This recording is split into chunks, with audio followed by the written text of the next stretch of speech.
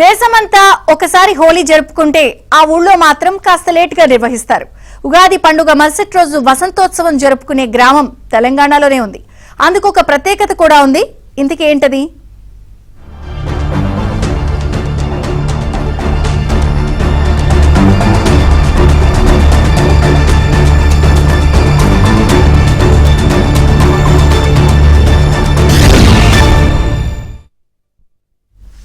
విభిన్న సంస్కృతుల నిలయమైన భారతదేశంలో ప్రతి ప్రాంతానికి ఒక ప్రత్యేకత ఉంటుంది.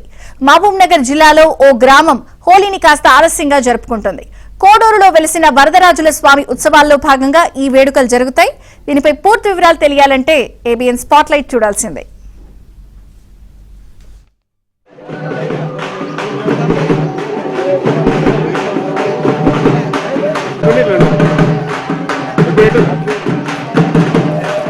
మహబూబ్ నగర్ జిల్లా కేంద్రానికి అతి సమీపంలోని గ్రామం కోడూరు. ఈ గ్రామం చాలా ప్రత్యేకమైన సాంప్రదాయానికి నిలయం. ఈ గ్రామంలో హోలీ అన్ని ప్రాంతాల్లో జరిగే రోజున జరగదు. ఆ రోజున గ్రామస్తులెవరూ హోలీ ఆడరు. గ్రామంలో హోలీ రోజున రంగులు చల్లుకోవడం నిషిద్ధం. కానీ వీరు హోలీ రంగుల్లో మునిగి తేలుతారు. అదెప్పుడంటే ఉగాది మరుసటి రోజున. ఉగాది పండుగ జరిగిన మరుసటి రోజు తెల్లవారినప్పటి నుండి గ్రామస్తులంతా ఒకరిపై ఒకరు రంగులు చల్లుకొని శుభాకాంక్షలు తెలుపుకుంటారు. గ్రామం మొత్తం రంగుల్లో మునిగి తేలుతుంది. పిల్ల పాపల నుంచి ముసలివారి దాకా అంతా కలిసి గ్రామంలో జరిగే రథోత్సవంలో పాల్గొంటారు.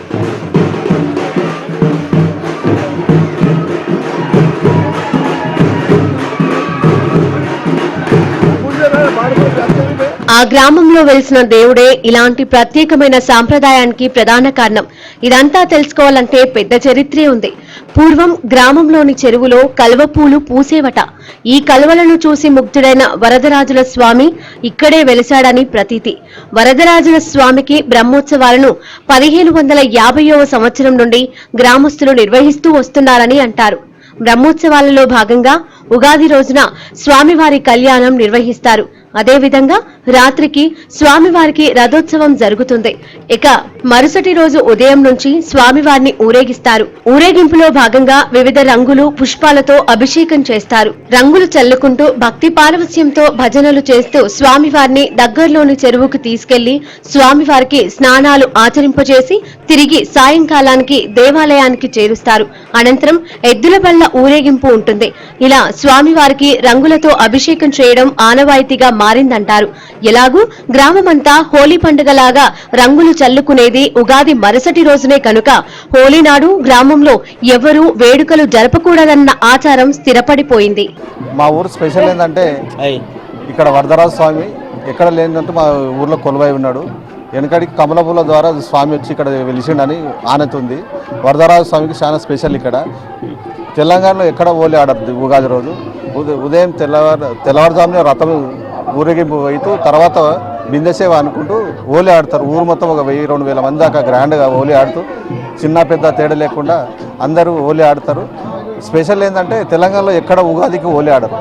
హోలీ స్పెషల్గా ఆడుకుంటూ మరి దేవునికి హోలీ అయిపోయాక స్నానాలు చేసి మళ్ళీ ప్రత్యేక పూజ చేసి ఈవినింగ్ టైంలో కూడా మళ్ళీ బండ్లు తిరుగుతాయి.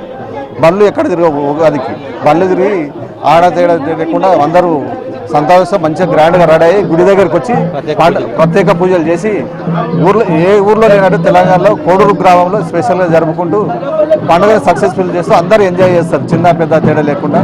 ముందుగా అందరికీ మా ఊరు ప్రజలకి హోలీ శుభాకాంక్షలు. ప్రతి సంవత్సరం ఇలాగే జరుపుకుంటాము. కాకపోతే స్పెషల్ మా ఊరు స్పెషల్గా ఉంటుంది అన్నమాట. ఏ ఊర్లో ఇంత ఘనంగా జరుపుకోరు. ఏమంటారు ఉగాది పండుగ రోజు దేవుళ్ళకి పెట్టుకొని పూజలు అన్నీ చేసుకుంటాము. నెక్స్ట్ డే హోలీ చేస్తాము. సాయంత్రము పండ్లు తిరుగుతాయి. అంతే.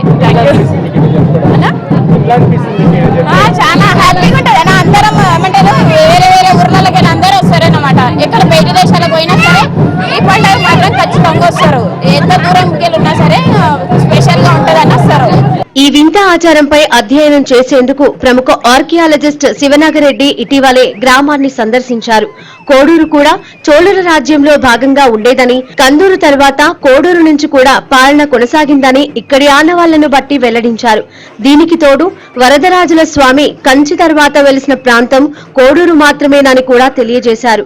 గ్రామంలో నాణాలు తయారు చేసే టంకశాల కూడా ఉండేదని ఆయన తెలిపారు. ఈ ఆచారాన్ని అప్పట్లో గ్రామాన్ని పాలించే తొండర వంశీయులు ప్రారంభించారని, అదే ఆచారాన్ని నేటిదాకా కొనసాగిస్తున్నామని, ఇక భావితరాలు కూడా ఇదే సాంప్రదాయాన్ని కొనసాగిస్తారని స్థానికులు విశ్వాసం వ్యక్తం చేశారు.